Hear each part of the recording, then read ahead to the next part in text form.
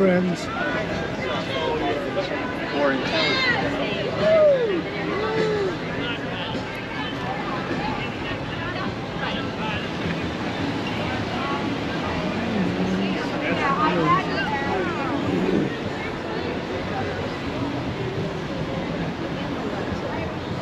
It's beautiful downtown Keene, New Hampshire is what it is.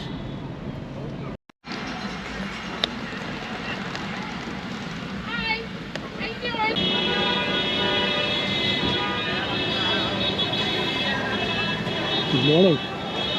Thank you, sir.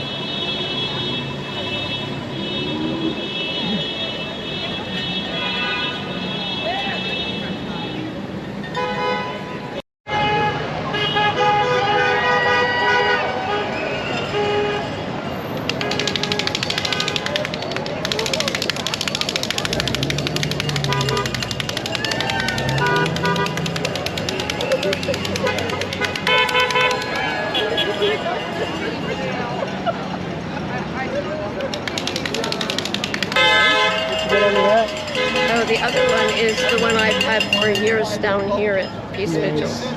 It's pretty relevant. See you again. I know.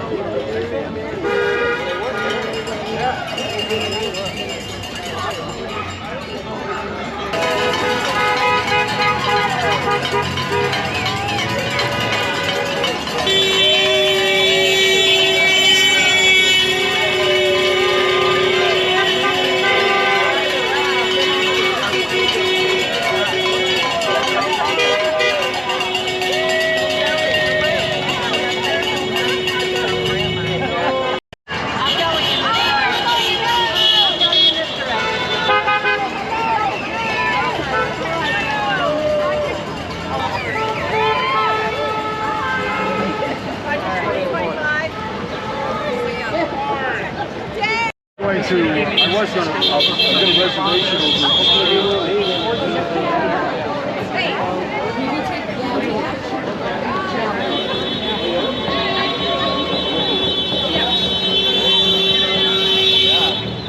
State reps and Congress people telling them to support or not support certain things. I have several questions of why they do. Your program is going to get started in a couple minutes, so why don't y'all come over to the gazebo and you can hear the fine folks we have for you today. Hello, hello. Everybody come on in. And while you're at it, tell me what democracy looks like. Tell me what democracy looks like. Tell me what democracy looks like. This is what democracy looks like. Woo! Bring it on in. Hello everybody, I'm so glad to see all our friends out here today. Thank you for coming to the Granite Spring. My name is Bobby Williams. I'm a city councilor here in Keene. If you're in Ward 2, nice to see you. I'm your city councilor. Today we've got some great speakers. Today we're going to start with everyone's favorite executive councilor, Karen Leo Hill.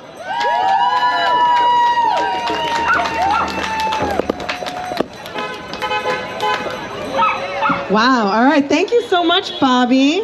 What a great day, a beautiful day to be rallying for democracy. Now, I was told that the theme for today is immigrants and labor. And so, I want to start by saying that I was born in France. I was born in France to an American mother who was there to study abroad, and she met my French father. And my father became a citizen 28 years after we moved to the States. And I remember how meaningful it was for him to vote in his first election. Immigrants have had an outsized impact on our country. They build businesses, they join our military, and they participate in the workforce at greater rates than natural-born citizens. Immigrants make our state and our country great.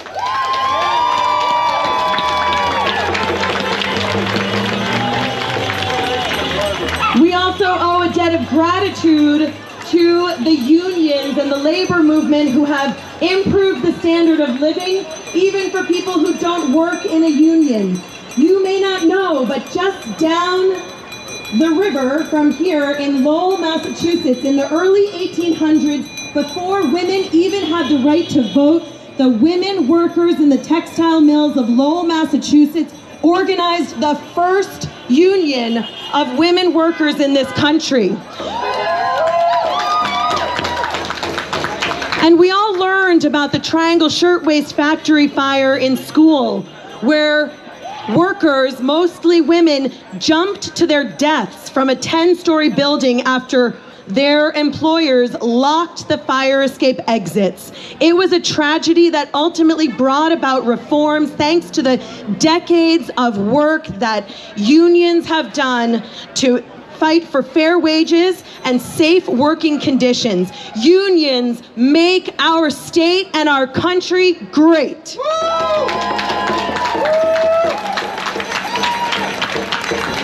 Now, earlier this week on May Day, the state of Vermont actually enshrined protection for workers in their state constitution, which was wonderful. Here in New Hampshire, we are not so lucky. The numbers are not in our favor. In New Hampshire, not only do we have the MAGA Project 2025 agenda, we also have the Free State agenda. They have targeted our state to move here and dismantle our government. There are now over 100 state representatives in our state house affiliated with the Free State Project.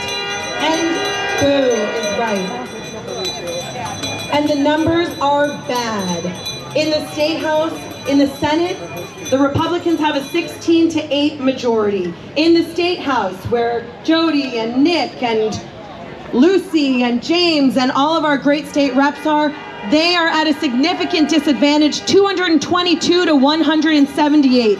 And in the executive branch, where the governor and the 5 executive counselors work together to manage our state government, I am the only Democrat at the table.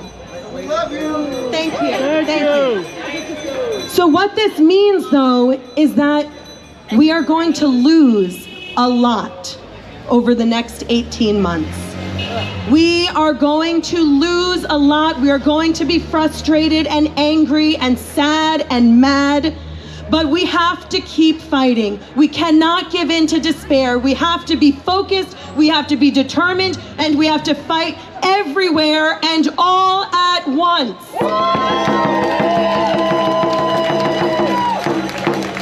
And even though we are going to lose a lot, we are going to win sometimes. And we've had some wins already, like earlier this week, when after being targeted and arrested by unnamed, unmasked people, masked men, the courts in Vermont released Mohsen Madawi from ICE custody.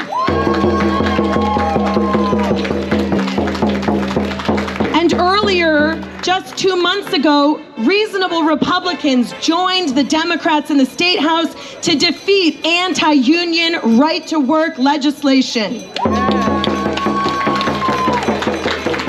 And just a few weeks ago, my Republican colleagues on the Executive Council reversed their votes and joined me in doing the right thing and passing the promotion of a trans member of our National Guard.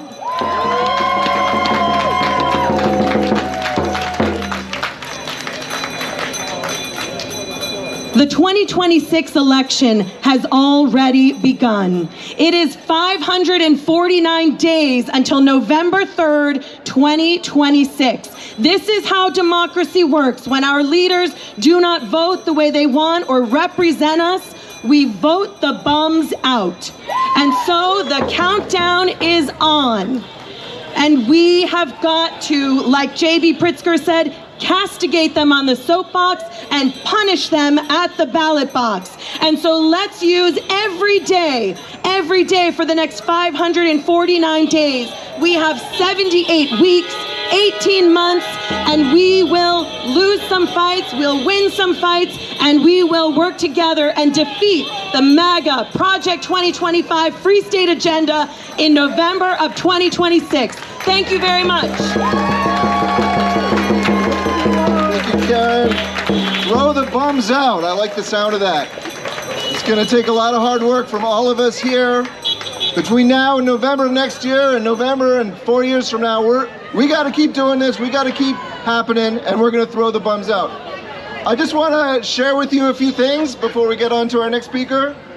First, I want to say thanks to Kurt Stillwell, Stillwell Productions, who has volunteered. Steelman, I'm very sorry. Kurt Steelman, Steelman Productions, who has volunteered this wonderful sound system, which we very much appreciate. I also want to say we've got a lot of great organizations with tables here today.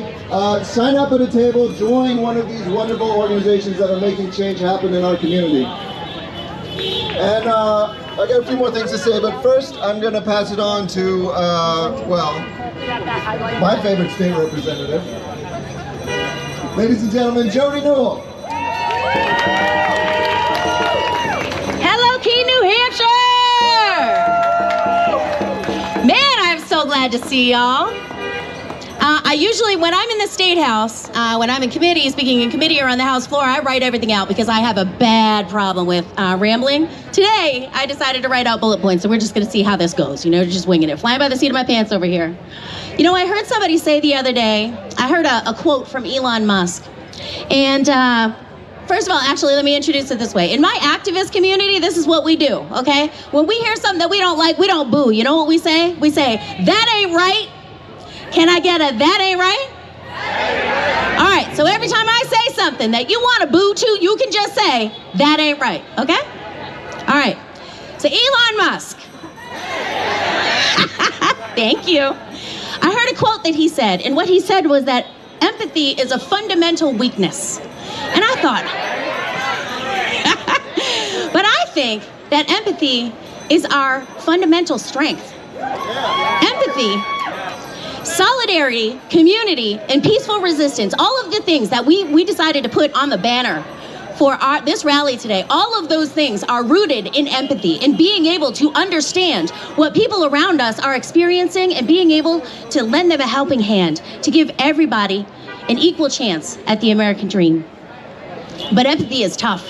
It's really tough. Empathy is tough when you see people getting taken off the streets by ICE agents and FBI agents and then flown down to a death camp, essentially, in El Salvador. Empathy is really, really tough when you can feel what those folks are going through. And I have to say, one of my colleagues, even in the New Hampshire House, decided to do what she could to be able to stand up and help out one such person. This is Juan Francisco Mendez. He was violently pulled from his car with his wife and child inside. They smashed the windows and pulled him out of his car. This is a person that happened in Massachusetts, but he's actually being housed in the Stratford County Correctional Facility. So Rep. Wade was able to facilitate a visitation with his wife and his child, was able to go there with them. And she reported back to me, and all I could think was, she had to share how horrible she was feeling because she had such great empathy for what this woman and what this man and what their child was going through. That took a toll on her and it sat with her, but it should. And that's all I could say to her back is thank you. Thank you for having the empathy to recognize how horrible the actions of this regime are and the impact that it actually has on human beings, on families just trying to live their lives. Even more than that, this is right now what we're experiencing, unfortunately, is it's a war on workers. The gutting of Medicaid, the gutting of the NLRB, ending all investigations of the CFPB, which is meant to protect us, taking a hatchet to the Social Security system, mass and indiscriminate firing of federal workers in all areas, including veterans whose not only their financial position would be impacted, but also their health position, because we are the VA hospitals would be understaffed and underfunded. But I want to circle back to Medicaid, because this ties in very intimately with something that I am very passionate about. I'm very passionate about the overdose crisis and what we do to address it. So recovery, harm reduction, prevention, treatment, these things.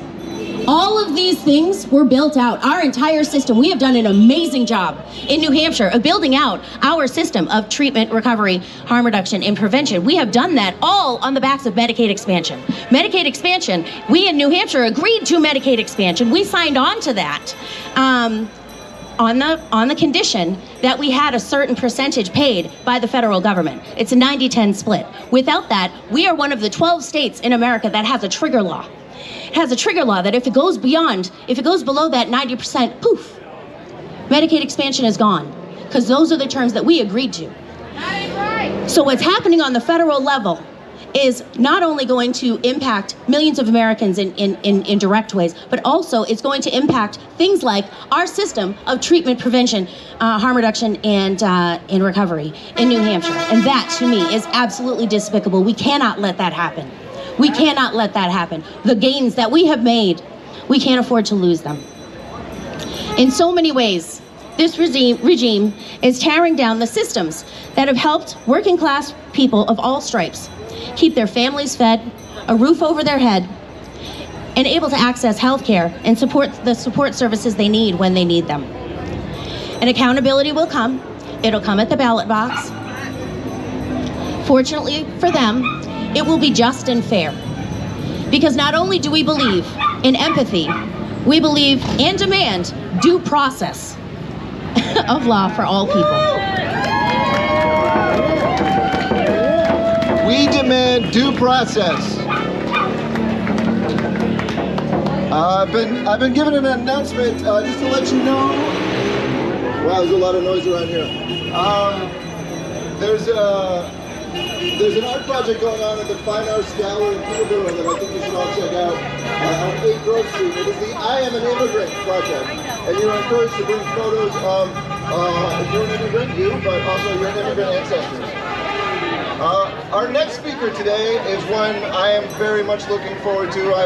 I've known them for well over a year at this point, because they've been on the road with their mom, Karen Lear Hill, but I've been very impressed with Zoe. So Zoe Hill, why don't you come up and let's hear what you have to say. Yay, Zoe!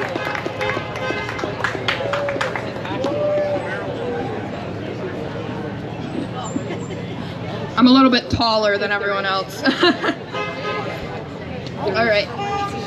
Hello, everyone. I am so happy to be here with you today. Just a few days ago was May 1st, or May Day, a day which commemorates the struggles of the labor movement, and it got me thinking about the grape strike and boycott of 1965 to 1970. In 1965, Filipino farm workers in Delano, California went on strike against grape growers, protesting years of terrible pay and conditions. 8 days later, the mostly Latino union, the National Farm Workers Association, led by Cesar Chavez, joined in the strike because they knew they had to stick together to prevent the growers from breaking up their strike. Inspired by previous boycotts, especially the Montgomery bus boycott, which had just happened 10 years prior, the now merged United Farm Workers Union called for a boycott of table grapes. This boycott gained mass support in many civil rights organizations, with the NAACP sending out flyers encouraging people to stop buying California grapes and to tell their grocers not to stock them. The boycott connected people across the nation and across class lines because they could help the workers just by simply not buying grapes. After 5 years, the boycott was a major success and led to the first union contract with the table grape growers. This is a story of solidarity, from the Latino farm workers joining the Filipino farm workers to the NAACP helping advocate for the boycott. People came together across racial and class lines to fight for workers' rights. The civil rights movement of the 60s and 70s would not have been nearly as successful if people did not work together. The Latino civil rights movement's brown berets were inspired and worked with the Black Panthers. The feminist movement would not have been the same without foundational writing from Black lesbians. And the Stonewall riots were led by Black trans women. While the civil rights organizations did not always agree on how to go about things. They knew they had to work together to be successful because civil rights are like dominoes. Once one falls, the rest are soon to follow. We must keep this in our minds as we continue fighting today. We must stop the rhetoric that Democrats and trans people lost the election. When we are fighting for all of us. Whether it's immigration,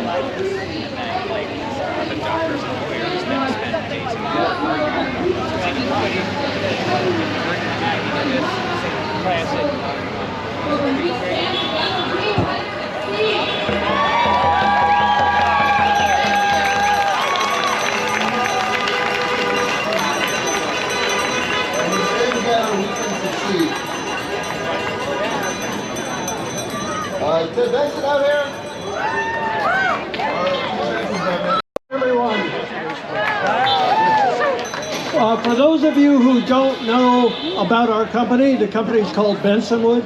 We were founded in 1972. Our original facilities are in Alstead, New Hampshire on Pratt Road. We moved eventually to Walpole, where our offices are and some of our production facilities. And a few years ago, we also established a really significant factory here in Keene on Production Avenue. So today I'm going to read a letter that I wrote to all of the people on 15,000 on our mailing list. And the letter came with the subject line, "Taking a Stand."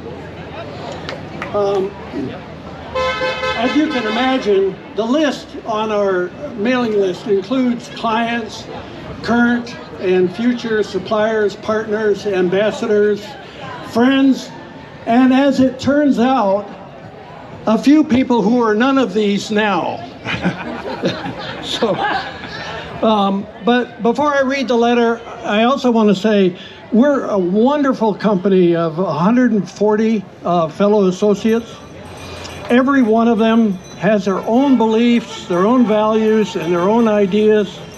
We work together seamlessly, but we are defined more by diversity than by uniformity. So I am speaking today, and I wrote this letter personally from me as the founder. These words are mine, and they are not a reflection of any of our company associates. So the letter starts out, "Dear friends, at Bensonwood, we've always believed our responsibility goes beyond building better homes. We strive to uphold high social values and contribute to a better future for our associates, our clients, our partners, and our communities. That means advocating for equity, sustainability, and the institutions that make our work meaningful and impactful. Today, we face a historic challenge, not just economic, but political and moral. It's not a financial crash like we experienced in 2008, but a crisis of corrupt governance, unjust policies, humanitarian cruelty, and environmental sabotage. And once again, the ground is shifting beneath us. As the founder and steward of our company and our values and our mission, I cannot be silent. The actions of the current administration go far beyond disagreements of policy. They are dismantling our democratic institutions, undermining the rule of law, and destabilizing global cooperation. The erratic tariff policies based on crude and illogic have shaken trade relations, harmed U.S. businesses, inflated costs, and turned our allies into enemies. Even more alarming is the aggressive dismantling of our environmental protections. Federal support for clean energy and innovation is being stripped away even before these actions become normalized. Projects critical to our energy future are being sabotaged, and before their benefits are being realized. The climate crisis is real. Yes, it is. Scientists warn that the planet could warm by 3 degrees Celsius, a path to economic disruption and humanitarian disaster. The effects already felt in rising insurance costs, vulnerable supply chains, pervasive economic risk, and human suffering. The broader crisis includes the assault on human dignity, inclusion and empathy. Values that should transcend politics are being eroded. At Bensonwood, we will not compromise our commitment to a welcoming, respectful, and empowering workplace. These values are not political. They are foundational to any future worth building. In response to the uncertainty and the threats facing our society and our industry and our company, we are taking clear and determined steps to uphold our standards of behavior and action. We remain confident in our company culture and our collective strength and in our ability to keep doing what's right. So, we are redoubling our efforts in 5 key categories, and I'll mention only a couple. The first one is about partnerships, our partnerships locally and around the world. The second one is about global outreach, which has been the strength of our company. Innovation does not know borders.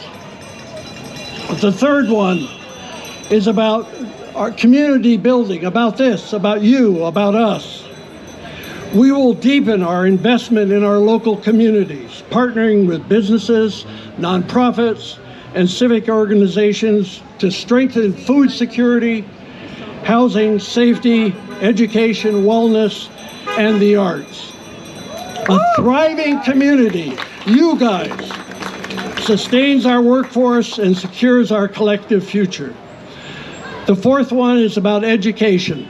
As the education support is waning, we are redoubling to committing to it within our company. The last one is the one I want to emphasize, number 5, support for our associates. We are a proud working class company in the noble profession of building. Our associates are the heart of Bensonwood, and their well-being is our priority.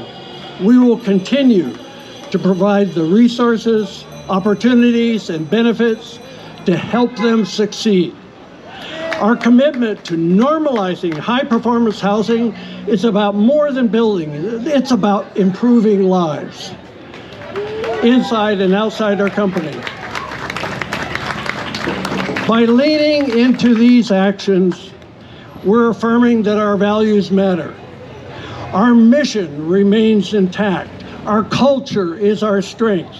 And in the face of this adversity, we will lead with conviction, stay rooted in our principles, and help build the future worthy of our efforts.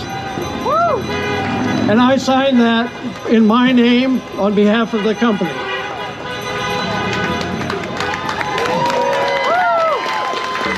But I want to add a little addendum for today, for you, for now. And I'll be a little more explicit and a little stronger. I have no interest in building homes if the people who inhabit them must live in an unfree country, a country with a stifling, wealth-hoarding oligarchy led by cruel, crude, amoral, and criminal authoritarianism. That's not the world we want to live in.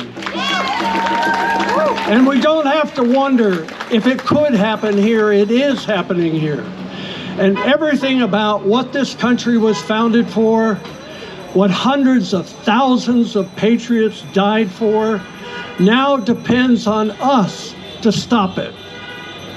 We, the people, We must, and we will. This low road that we have been taken on is not us. It is not who we are. My commitment here is for the very reason of our company, which is to provide places for lives to thrive. But at this point, my main reason to be in this fight with you is for my children and my grandchildren, and for theirs beyond and beyond. This is a struggle for what is right, and one for the ages. Our collective Plan A, is this: to persevere and prevail, and therefore restore our pursuit of freedom, equality, justice, democracy, and the primacy of compassion. That's Plan A. And there is no Plan B. Right? We are headed back to the high road. No Plan B. There is no Plan B. Thank you, Ted Benson, CEO of Bensonwood. It is very fortunate to have a company like Bensonwood that's building many of the homes that we need to solve our ongoing housing crisis. Come back to follow.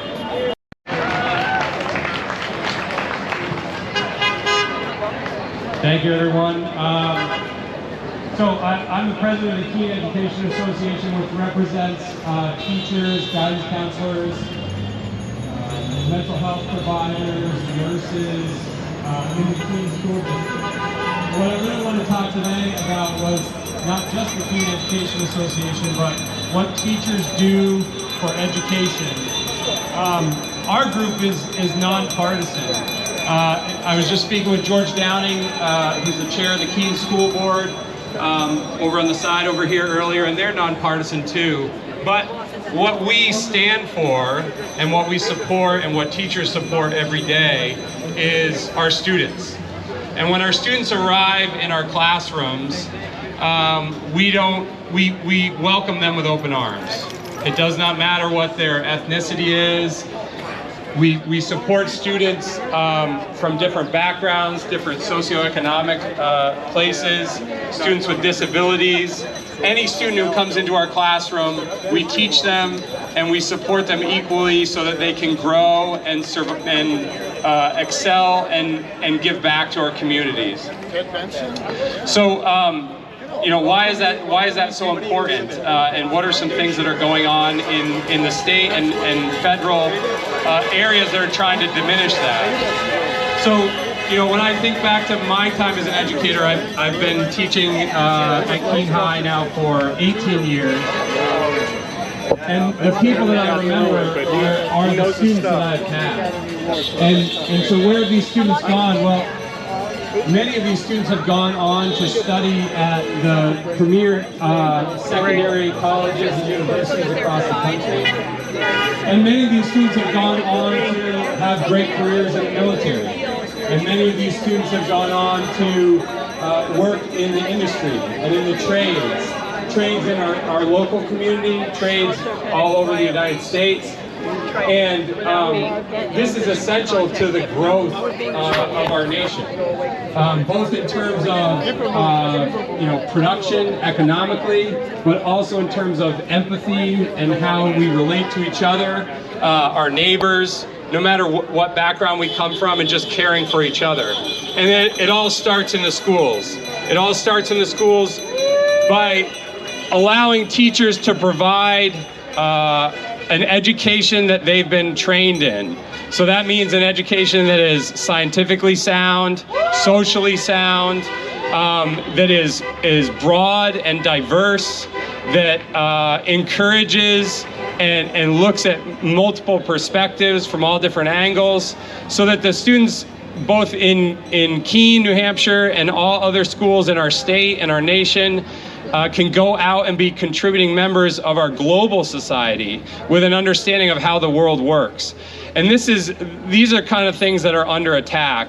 So where are these things being under attack? Well, number one is funding. We have to appropriately fund our schools, and that's under attack at the federal level, but it's also under attack at the state level.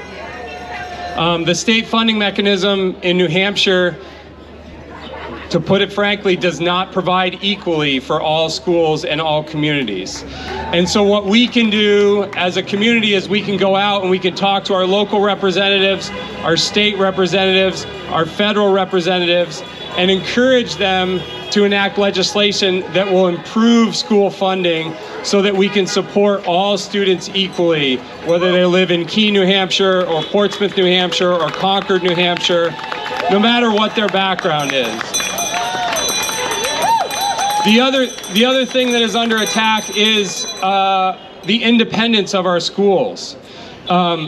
Keene has a robust history in educating its teachers, with Keene Teachers College that eventually became Keene State College, with Plymouth State University, University of New Hampshire, the Community College System of New Hampshire. All these institutions help to educate our teachers, who in turn educate our students. And if we allow those institutions to be under attack, to be diminished in the skills that they train their teachers in, it ultimately impacts our children, our students, our grandchildren, and will ultimately impact our communities in a negative way. And so we, at the core, we need to protect that as much as we can. The teachers that I work with, the guidance counselors that I work with, the mental health service providers, the administrators that I work with, and the board members are all trained to educate the students through an incredibly in-depth certification process. And we can't allow that to go away, because that is what upholds our institutions.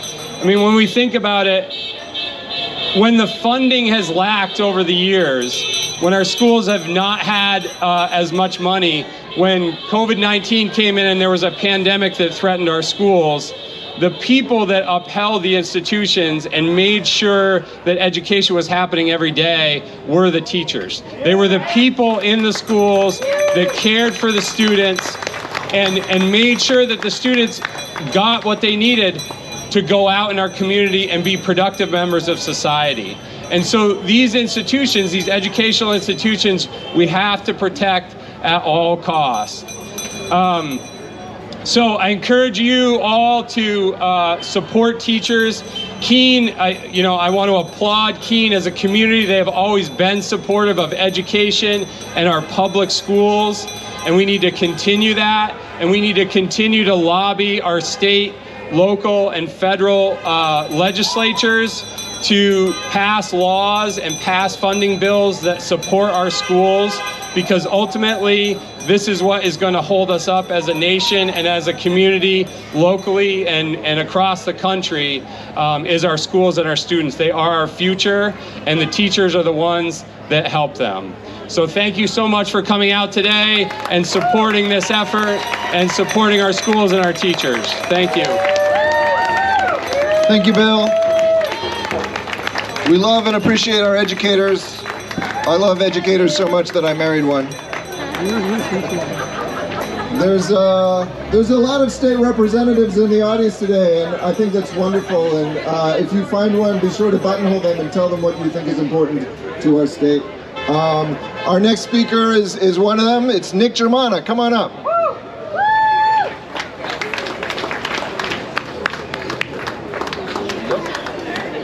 Thank you, Bobby. So this semester at Keene State, I'm teaching a class that takes a look at how it was that the Nazis, who only got 44% of the vote in the last free election in Germany, how they quickly consolidated power in Germany. And one of the reasons, of course, we all know has to do with the lies, with the manipulation, with the propaganda. We're seeing all of that unfolding here now in our country. But the other side of the equation that we have to keep in mind is that so many Germans went to the polls in 1932 and 33 and voted for the Nazis because they had become so disenchanted with the systems of the Weimar Republic, the supposedly democratic systems of their republic, that they were willing to vote for a party that would break the system because they believed so strongly that that system was not working for them. And we have to recognize that that's also part of the problem we're facing right now. So many voters went to the polls or didn't go to the polls to elect Donald Trump because they believe that our system is not only not working for them, but too often is actually working to screw them. And they're right. And we need to remember that when we do throw the bums out, that we have an obligation to address the real concerns of Americans all across the country. Yeah. We have seniors in America who are in crippling debt because of health care costs. We've got young people in America who are in crippling debt because of college loan costs. And they're not going to be able to afford housing because we don't have the housing stock and it's too expensive, and we are putting their generation at stake. And that explains a lot of the apathy among our young people. These are issues that we have to address. So what we need to do between now and 2026 is show up here every weekend to protest against the dismantling of our system. We need to turn out at the ballot box in 2026, quite frankly, to elect Democrats into the majority in Concord and into the majority in Washington. We need to show up in 2028 and do the same thing every weekend from now to 2028. But it doesn't stop there. After we elect Democrats into a majority in both Concord and Washington, we need to keep coming out every weekend and demand real action on those issues that mean the most to Americans who are not being represented by a system which is dominated by an oligarchy, which is dominated and controlled by big money. Get the money out! One of the things that you see among voters who voted for Donald Trump who are not yet willing to abandon that vote is that they may not like a lot of the things that he's doing, but they will consistently say they like the fact that he's doing something. And I think the lesson that we have to learn from that is that we need bold action. We need to put forward a platform that puts American seniors and workers and children first. We need real reform of our tax system. We need real reform of our educational system. We need real reform of our healthcare system. And we need to not be afraid to put forward courageous, bold ideas to get that done. So thank you all for coming out here this weekend. I've seen so many faces at every rally we've had here. Keep coming out through 2026 and 2028 and come out here and hold my party accountable after 2028 for getting the job done for you. Thank you very much.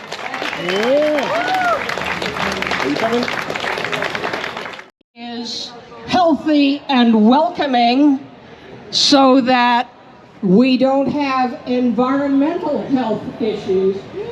And up until recently, I always used to say, where do you make your hat? I'm the king of Keene, and nobody's coming for you.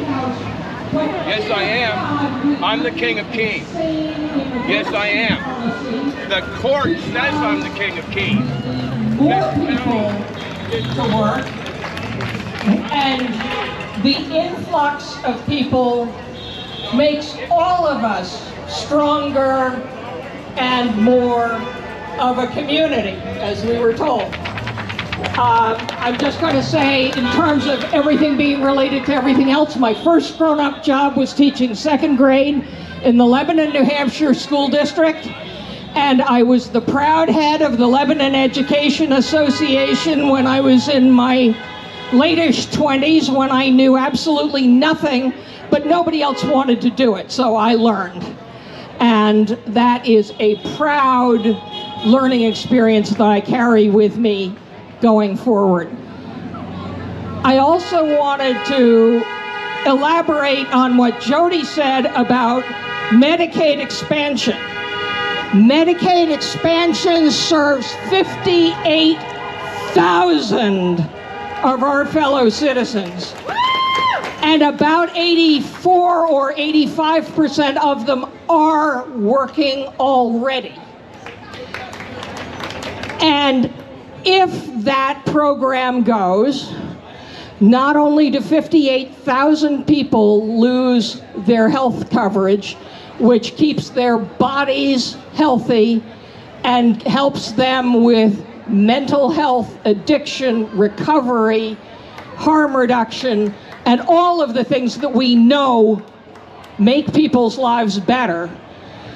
But if the Medicaid funding goes, if Medicare funding is reduced, then all of our healthcare institutions, tenuous as they are, will be at greater risk. So for those people out there who are telling you it doesn't matter for me, I've got my health insurance, let me tell you that if we start to go over that cliff, all of us are going to have a harder time finding healthcare providers, finding the services we need, and finding them in a timely manner. So a rising tide lifts all the boats. And my point is just, we need to have everybody have access. We need to preserve the civil rights of every person in this country. And we need to rediscover the community that holds us together. Thank you for being here. Thank you, Lucy. And thank you for everyone today for being a part of our community. I would just like to remind you that we're here every week. It's not always as big a crowd as this one, but sometimes we rain or snow. The camera work wasn't the best though. I feel like I'm not sure how much audio came through because of all the honking and bellowing. And people talking near me. And also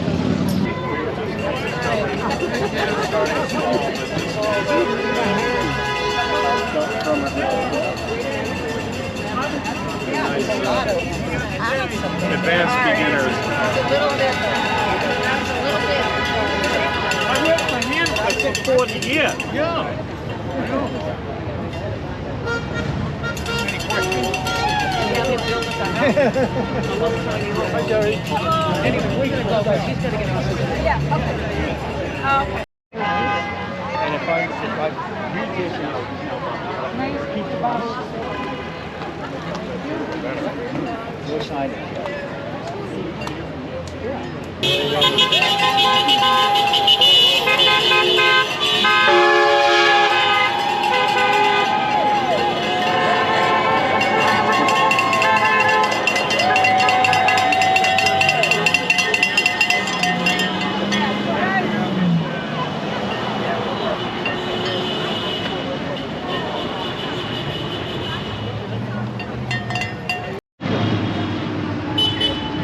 They'd drag you away too. They would absolutely drag you away.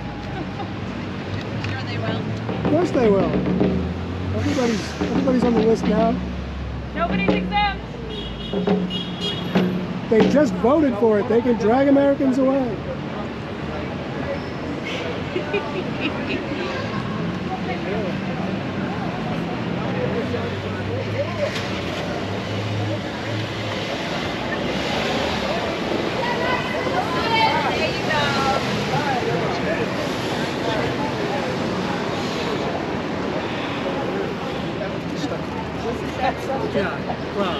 As if, okay. All right.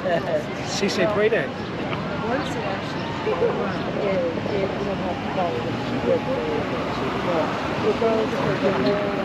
I got another one for you. Oh, nice. Two-sided is the way to go. Yes, it is.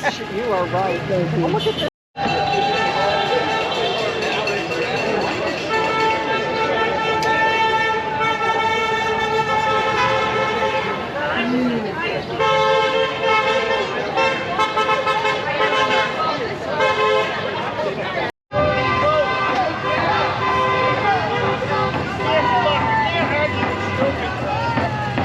Peace and love.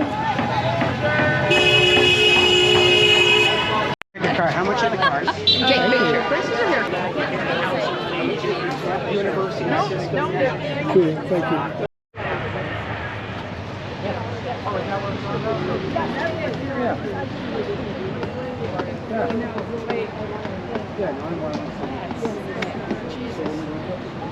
So I went to go.